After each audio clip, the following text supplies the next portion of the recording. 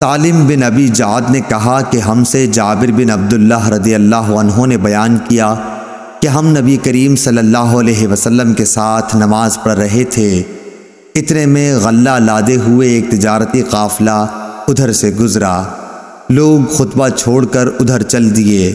نبی کریم صلی اللہ علیہ وسلم کے ساتھ کل 12 آدمی رہ گئے۔ اس وقت سورہ جمعہ کی یہ آیت اتری۔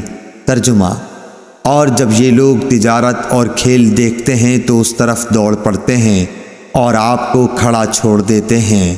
صحیح بخاری حدیث نمبر 936 نے بیان کیا، ان سے ان کے دادا ابراہیم بن عبد الرحمن بن عوف رضی اللہ عنہ نے بیان کیا کہ عبد الرحمن بن عوف رضی اللہ عنہ نے کہا کہ جب ہم مدینہ آئے تو رسول اللہ صلی اللہ علیہ وسلم نے میرے اور سعد بن ربی انصاری کے درمیان بھائی چارہ کرا دیا۔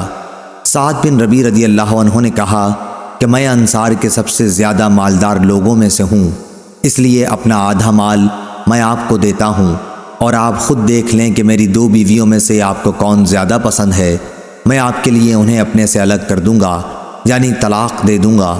جب ان کی عدت پوری ہو جائے تو آپ ان سے نکاح کر لیں۔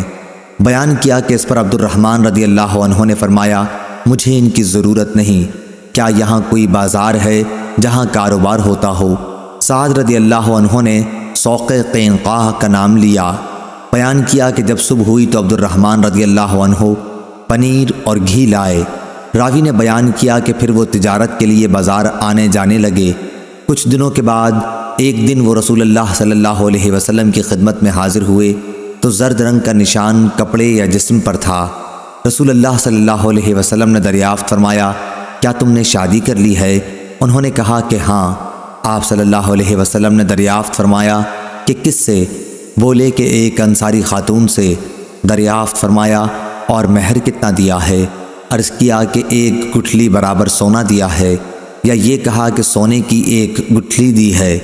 پھر نبی کریم صلی اللہ علیہ وسلم نے فرمایا، اچھا تو ولیمہ کر، خواہ 1 بکری ہی کا ہو۔ صحیح بخاری حدیث نمبر 2048۔ ہم سے شبیب بن غرقدہ نے بیان کیا کہ میں نے اپنے قبیلے کے لوگوں سے سنا تھا، وہ لوگ عروہ سے نقل کرتے تھے جو ابو الجعد کے بیٹے اور صحابی تھے، کہ نبی کریم صلی اللہ علیہ وسلم نے انہیں 1 دینار دیا کہ وہ اس کی 1 بکری خرید کر لائیں۔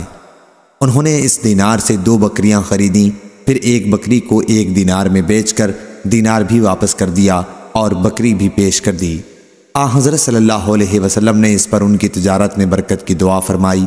پھر تو ان کا یہ حال ہوا کہ اگر مٹی بھی خریدتے تو اس میں انہیں نفع ہو جاتا۔ سفیان نے کہا کہ حسن بن عمارہ نے ہمیں یہ حدیث پہنچائی تھی شبیب بن غرقدہ سے۔ حسن بن عمارہ نے کہا کہ شبیب نے یہ حدیث خود عروہ رضی اللہ عنہ سے سنی تھی۔ چنانچہ میں شبیب کی خدمت میں گیا تو انہوں نے بتایا کہ میں نے یہ حدیث خود عروہ سے نہیں سنی تھی، البتہ میں نے اپنے قبیلے کے لوگوں کو ان کے حوالے سے بیان کرتے سنا تھا۔ صحیح بخاری حدیث نمبر 3642۔ سفیان بن عینہ نے بیان کیا، کہا کہ ہم نے عمرو بن دینار سے جو یاد کیا وہ یہ ہے کہ انہوں نے بیان کیا کہ میں نے جابر رضی اللہ عنہ سے سنا، انہوں نے بیان کیا کہ ہمیں رسول اللہ صلی اللہ علیہ وسلم نے 300 سواروں کے ساتھ بھیجا اور ہمارا امیر ابو عبیدہ ابن الجراح رضی اللہ عنہ کو بنایا تاکہ ہم قریش کے قافلہ تجارت کی تلاش میں رہیں۔ ساحل سمندر پر ہم 15 دن تک پڑاؤ ڈالے رہے۔ ہمیں اس سفر میں بڑی سخت بھوک اور فاقے کا سامنا کرنا پڑا، یہاں تک نوبت پہنچی کہ ہم نے ببول کے پتے کھا کر وقت گزارا، اسی لیے اس فوج کا لقب پتوں کی فوج ہو گیا۔ پھر اتفاق سے سمندر نے ہمارے لیے ایک مچھلی جیسا جانور ساحل پر پھینک دیا، اس کا نام عنبر تھا۔ ہم نے اس کو 15 دن تک کھایا اور اس کی چربی کو تیل کے طور پر اپنے جسموں پر ملا، اس سے ہمارے بدن کی طاقت و قوت پھر لوٹ آئی۔ بعد میں ابو عبیدہ رضی اللہ عنہ نے اس کی ایک پسلی نکال کر کھڑی کروائی اور جو لشکر میں سب سے لمبے آدمی تھے انہیں اس کے نیچے سے گزارا۔ سفیان بن عینہ نے ایک مرتبہ اس طرح بیان کیا کہ ایک پسلی نکال کر کھڑی کر دی اور ایک شخص کو اونٹ پر سوار کرایا، وہ اس کے نیچے سے نکل گیا۔ جابر رضی اللہ عنہ نے بیان کیا کہ لشکر کے ایک آدمی نے پہلے 3 اونٹ ذبح کیے، پھر 3 اونٹ ذبح کیے، اور جب تیسری مرتبہ 3 اونٹ ذبح کیے تو ابو عبیدہ رضی اللہ عنہ نے انہیں روک دیا، کیونکہ اگر سب اونٹ ذبح کر دیے جاتے تو سفر کیسے ہوتا۔ اور عمرو بن دینار نے بیان کیا کہ ہم کو ابو صالح ذکوان نے خبر دی کہ قیس بن سعد رضی اللہ عنہ نے واپس آ کر اپنے والد سعد بن عبادہ رضی اللہ عنہ سے کہا کہ میں بھی لشکر میں تھا، جب لوگوں کو بھوک لگی تو ابو عبیدہ رضی اللہ عنہ نے کہا کہ اونٹ ذبح کرو۔ قیس بن سعد رضی اللہ عنہ نے بیان کیا کہ میں نے ذبح کر دیا۔ کہا کہ پھر بھوکے ہوئے تو انہوں نے کہا کہ اونٹ ذبح کرو، میں نے ذبح کیا۔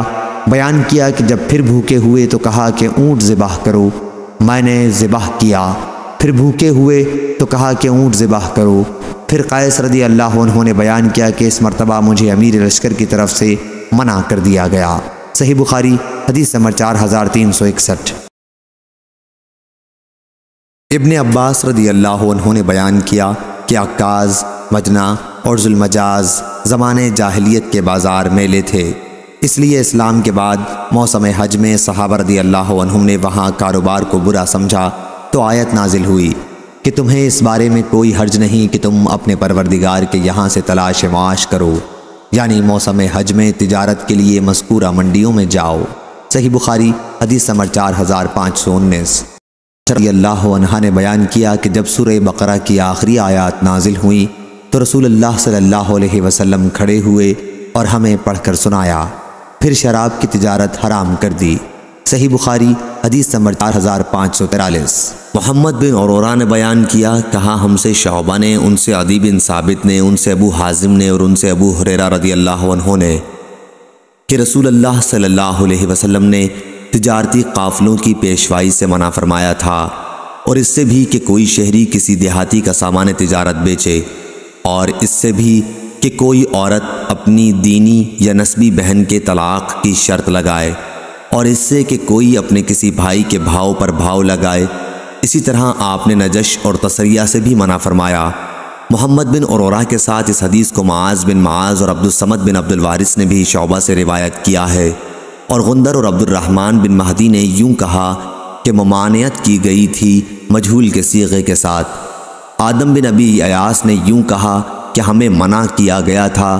نظر اور حجاج بن منحال نے یوں کہا کہ منع کیا تھا رسول اللہ صلی اللہ علیہ وسلم نے۔ صحیح بخاری حدیث نمبر 2727۔